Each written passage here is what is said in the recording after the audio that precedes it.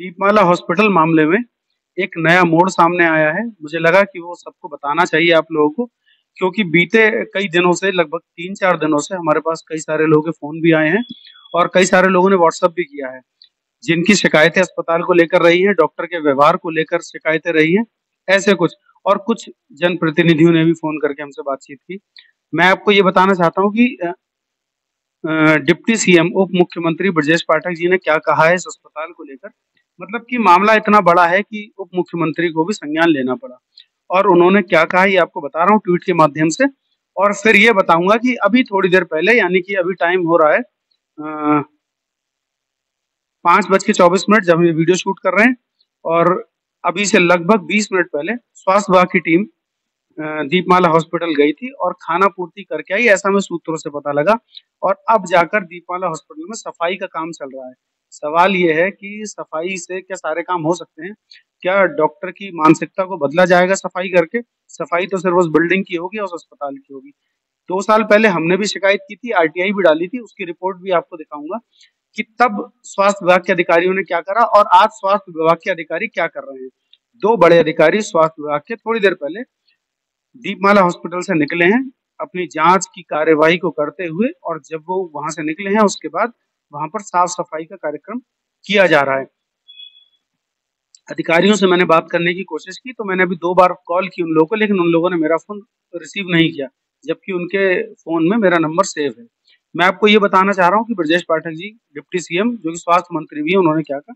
उन्होंने ट्वीट किया था, दीपमाला हॉस्पिटल बरेली में संचालन प्रबंधन द्वारा मरीज एवं उसके तीमारदारों से अभद्र व्यवहार करने एवं आयुष्मान भारत योजना के प्रति अभद्र भाषा का प्रयोग कर सरकार की योजनाओं का दुष्प्रभाव करने संबंधी वायरल वीडियो का संज्ञान लेते हुए मेरे द्वारा दिए गए आदेश के क्रम में मुख्य चिकित्सा अधिकारी बरेली द्वारा 2 सदस्यीय टीम का गठन करते हुए उक्त प्रकरण की प्रारंभिक जांच में संचालक के दोषी प्रतीत होने पर दीपमाला अस्पताल को आयुष्मान भारत प्रधानमंत्री जन आरोग्य योजना अंतर्गत दीपमाला हॉस्पिटल की सूचीबद्धता निरस्त किए जाने की संस्तुति दी गई है। शीघ्र ही उक्त चिकित्सालय के विरुद्ध शासकीय नियमों के अंतर्गत कठोर कार्रवाई की जाएगी, ताकि भविष्य में सरकार की योजनाओं के प्रति दुष्प्रचार व मरीजों एवं उनके तीमारदारों के साथ अभद्र व्यवहार की घटना की पुनरावृत्ति ना हो। ये ब्रजेश पाठक जी ने किया।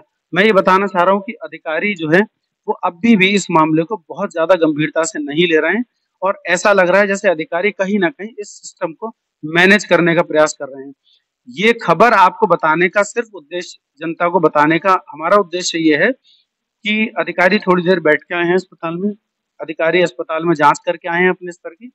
और जब हमने ये कोशिश की अधिकारियों से बात करने की कि जांच में क्या सामने आया है, धरातल पर क्या सामने आया, तो अधिकारियों के पास अभी तक फिलहाल कोई जवाब नहीं था, इसीलिए शायद हमारा फोन रिसीव नहीं किया गया।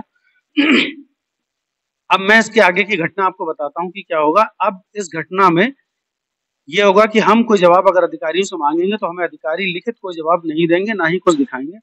और जब अस्पताल में जो चीजें, जो मानक जो पूरे नहीं थे, वो मानक पूरे करने की जो सीक्वेंस चलेगा, मानक पूरे करने की जद्दोजहद अस्पताल की चलेगी, और अस्पताल जब वो मानक पूरे कर लेगा तो फिर स्वास्थ्य विभाग ये रिपोर्ट दिखाएगा कि अस्पताल के सारे मानक पूरे हैं। लिहाजा डॉक्टर का जो अभद्र व्यवहार था उस पर जो एक्शन लिया जाएगा वही लिया जा सकता है। अस्पताल को क्लीन चिट मिल जाएगी, ऐसा हमें लगता है, क्योंकि आज से 2 साल पहले भी हमारे साथ ऐसा ही हुआ। एसीएम हरपाल हुआ करते थे, उन्होंने जांच की और जांच करने के बाद उन्होंने भी ये रिपोर्ट लगाई कि अस्पताल मानकों के अनुरूप है। क्योंकि जब हमने शिकायत की उसके बाद अस्पताल ने हमसे महीने भर का टाइम लिया, और उस 1 महीने में अस्पताल को जाकर बोल दिया, ये अस्पताल से जिस भी तरीके से सेटिंग कर ली, सब जानते हैं किस तरीके से ये लोग करते हैं। और उस तब ये क्या करेंगे कि अस्पताल से कहेंगे मानक पूरे करें, अस्पताल अपने सारे मानक पूरे कर देता है। मानक पूरे करने के बाद ये जो रिपोर्ट लगाएंगे वो ये रिपोर्ट लगाएंगे अस्पताल के मानक सारे पूरे हैं। लेकिन अभी धरातल पर जब भी मानक पूरे नहीं थे, उस स्थिति में ये लोग जो रिपोर्ट लगाएंगे उस समय कोई रिपोर्ट नहीं लगाएंगे, प्रॉपर पूरा टाइम मिलेगा सुचारू करने का। मेरा सवाल इन अधिकारियों से सिर्फ इतना सा था कि अगर आप गए थे तो यथा स्थिति को क्यों नहीं दिखाया, क्यों फोटोग्राफ्स, वहाँ की वीडियोस उस समय क्यों नहीं बनाई गई जिस समय आप लोग वहां पर जांच के लिए गए थे। अब ये एक जांच का विषय है, लेकिन हम सीएमओ साहब से भी सवाल करेंगे और सीएमओ साहब ने 2 एसीएमओ को जांच के लिए टीम गठित की है। एक लईक अहमद है एसीएमओ साहब, दूसरे राकेश जी हैं। ये दोनों अपनी जांच करेंगे और जांच के बाद रिपोर्ट लाएंगे। हमारा प्रयास ये रहेगा कि वो जांच की रिपोर्ट आपको दिखाएं, उस रिपोर्ट में क्या अच्छाइयां वो भी हम आपको बताएंगे और उस रिपोर्ट में क्या कमियां हैं वो भी बताएंगे। फिलहाल आपको मैं एक वीडियो दिखाता हूँ, इस वीडियो में देखिएगा कि अभी से ठीक आधा घंटा पहले हम मान के चलते हैं कि तकरीबन 5 सवा 5 बजे के आसपास अस्पताल में सफाई का कार्यक्रम चल रहा है। जिस अस्पताल में कभी सफाई नहीं हुई, जिसमें कीचड़ के अंबार लगे रहते थे, पान के गुटकों के ढेर लगे रहते थे कोनों में, उनमें सफाई अचानक क्यों हो रही है? कहीं ना कहीं अधिकारियों ने ज्ञान की बरसात की है डॉक्टर के पास जाकर, और वो कहीं ना कहीं इसको कहीं किसी भी एंगल से मैनेज करने का प्रयास कर रहे हैं। लेकिन आपको आश्वस्त कर देते हैं कि इस मामले को हम मैनेज नहीं होने देंगे। और मैंने ये कहा भी है कि अगर हमें लगा कि डिप्टी सीएम साहब से बात करनी पड़ेगी तो हम डिप्टी सीएम को दोबारा व्यक्तिगत तौर पर कॉल करके ये सूचना देंगे कि अधिकारी किस तरीके से काम कर रहे हैं। अच्छा काम करेंगे तो अच्छी सूचना मिलेगी, और अगर गलत काम अधिकारी करेंगे, मैनेज करेंगे, तो वो भी हम डिप्टी सीएम साहब को फोन के द्वारा, वीडियो कॉल के द्वारा बताएंगे। बने रहिए एक्सपोज टुडे के साथ। जय हिंद।